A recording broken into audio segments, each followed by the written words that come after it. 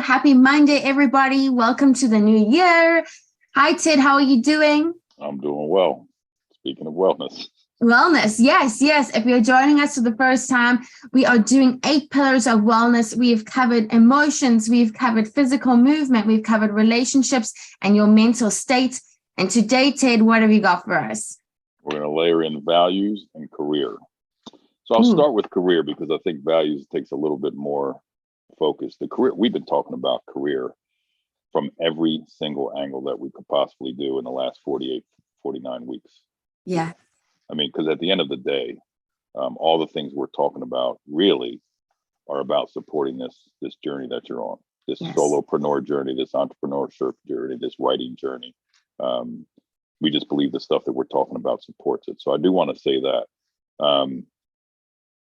the reason career job is under wellness is you can't tell me that it doesn't affect your well-being. I mean, just think about, all you got to do is reflect back on your past, because I've never talked to anybody that was at one point in their career in a very unsatisfactory job, culture, working within a culture, or working for a boss or whatever. And it affected all the things that we talked about earlier. It affected their relationships, both at home. It negatively affected their relationships because they came home emotionally drained and thinking negative and all the rest of that. They became physically stressed and had back problems and like I could go, the list is very long. And so the main thing that I want to say about this, you are on here with us because you want to create this different lifestyle for yourself through writing and through solopreneurship or entrepreneurship. Stay on the course, right? Stay in the course and understand that it absolutely affects your well-being. And you're part of the reason you're doing this. I'm going to make the assumption that for many of us on here, it's because you were in an unsatisfactory place.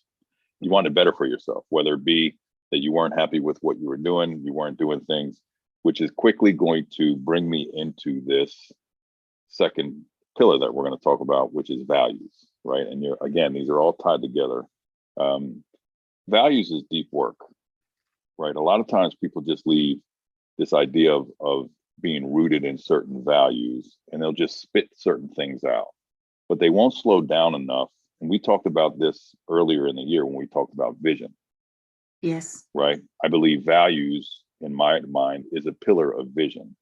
And so as it relates to your job, for example, somebody in a career that absolutely values as one of their 3 to 5 values creativity. They value creativity because it fulfills them, it lights them up. It just is something that when I talk about values, it's very simple. It's like what makes you happy and what lights you up, what brings you fulfillment, right? And that's why sometimes people say family. Well, it's because time with family makes you happy, right? Creativity for some makes them happy, and yet they're working for a marketing firm that really all they're doing is just producing work that's being pushed down to them. They are not using their creative spirit or juices at all. And therefore, they're not living well. They're not creative. They're not feeling, their mental state's not good, et cetera, et cetera, et cetera. And so when I do this values work with people, I tell them to really settle into 3 to 5 values that they absolutely have identified that light them up. They are rooted in them. The question then becomes, have they built a career around those values? Now, you don't have to check the box on every 3, 4, 5 values. But are you, like if you say family, have you built a career that's allowing you to spend the time with your loved ones as much as you would like to? Or are you just grinding it out and convinced yourself that you're doing that for your family?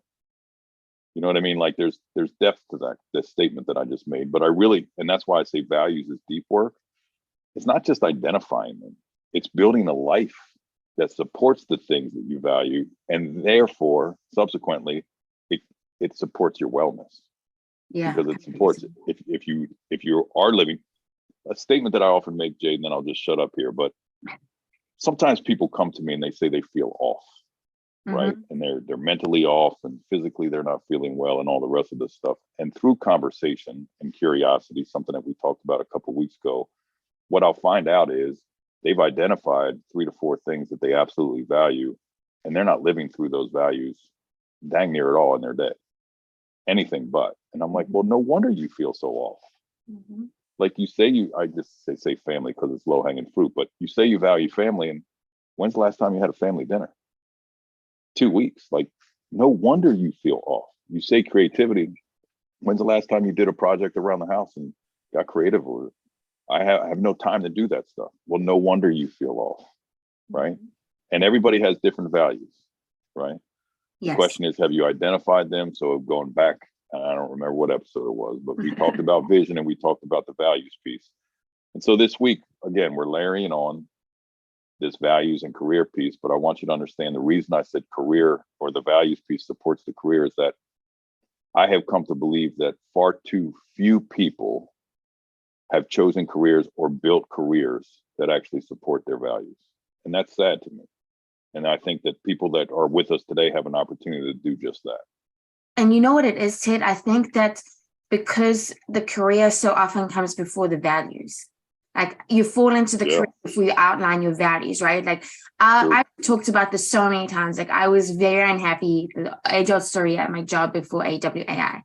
I laid out, like when you talk about values, like what I wanted for myself and what I wanted for who I'm going to work with and for the company and everything. And that was able to shift my career to have a lens to look at a company through, right?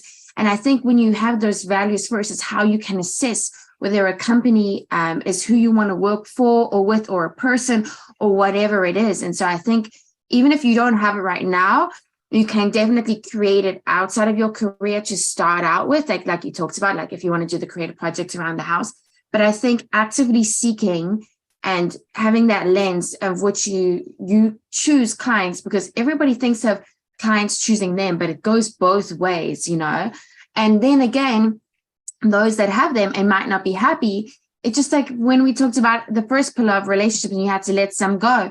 If they don't align with your values, then let's go looking for some that do, because it has, yes, changed my life completely working for a company that the ethos I believe in, and that I can put hours and hours of work every day, I can put before my family sometimes, because that is the reality of my job, and be happy and doing that, because at the core, I believe what they stand for and what they do every day. And my happiness is, of course, gone so much higher because of it. And again, and I've seen, it's so funny when you're talking about the people around you, like my husband as well, in his previous position was so unhappy.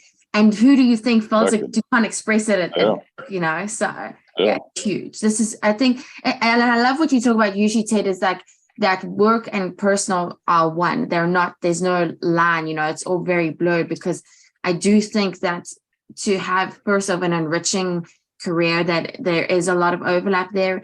And then again, there's nothing that we leave at work, you know, everything comes home with us, especially work. Yeah, well, we'll touch on that piece next week for sure. Okay.